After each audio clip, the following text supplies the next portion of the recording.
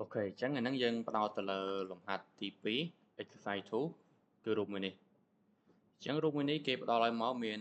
3 view មាន top view front view និង right view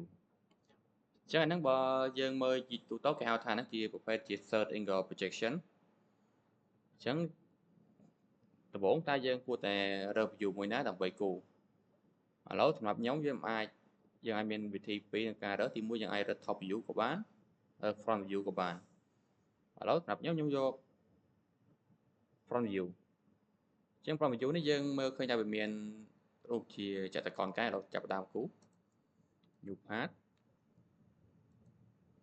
ចតុកោណនេះគឺ100 គុណ 20មានថាទទឹង20បណ្ដោយ100 front view 120អូខេតមកទៀតមកលើនេះគឺ50គុណ 20អញ្ចឹងខ្ញុំត្រូវយកដោយប្រើចតុកោណby 2 point 20 50ពេចមើលមុំ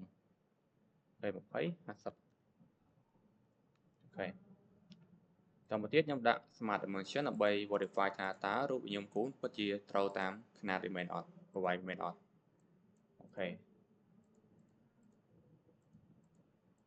ឡូវយើងមើលកម្រាស់វាតើកម្រាស់ប្រមាណកម្រាស់គឺយើងមើលតាមរយៈ top view គឺ120 មីលីម៉ែត្រ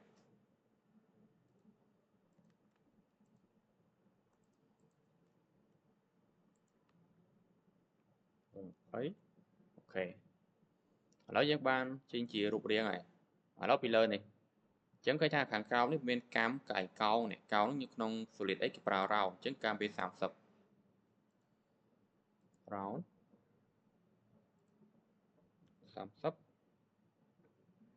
30អូខេ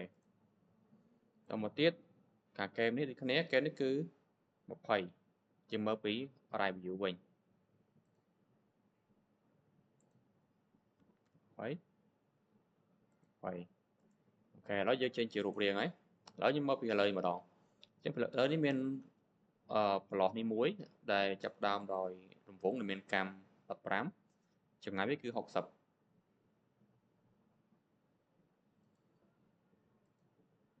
្ញុំត្រូវយកប្លង់ឥឡូវដើម្បីគូរបន្តទៀត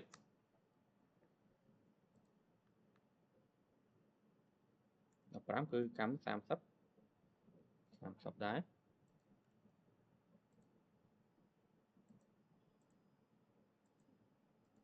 ចម្ងាយវាគឺ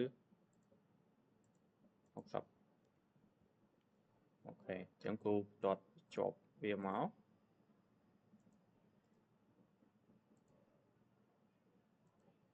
អូខេអញ្ចឹងពីនេះ30នេះ60អូខេអញ្ចឹងនេះ30វា120អញ្ចឹងចម្ងាយពីនេះគឺ70តើយើង verify តើវា70មែនអត់អូខេ70ដែរត្រូវឥឡូវខ្ញុំកាត់វា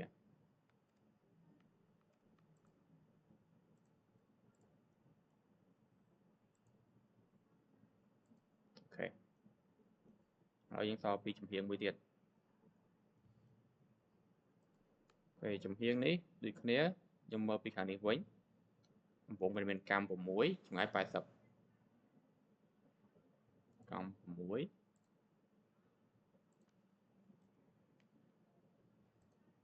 អូខេ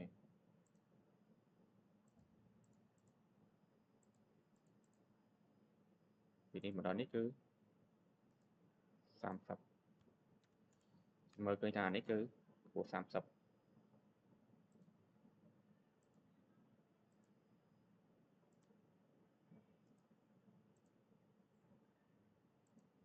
អូខេកាត់វាមកអូភ្លេចបោះចម្ងាយ80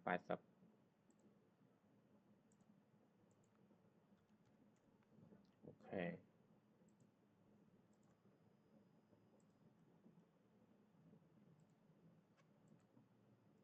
អូខេឥឡូវរូបយើងគឺប៉ុណ្ណេះគឺថាវាគ្រប់គ្រាន់ហើយវាអត់មានសល់កន្លែងណាទៀតទេគឺប៉ុណ្្នឹងហើយអ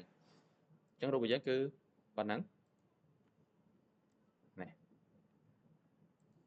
ចឹងនេះគឺជាលំហាត់ទី2អញ្ចឹងយើងមានតែប៉ុណ្្នឹងទេអរគុណច្រើន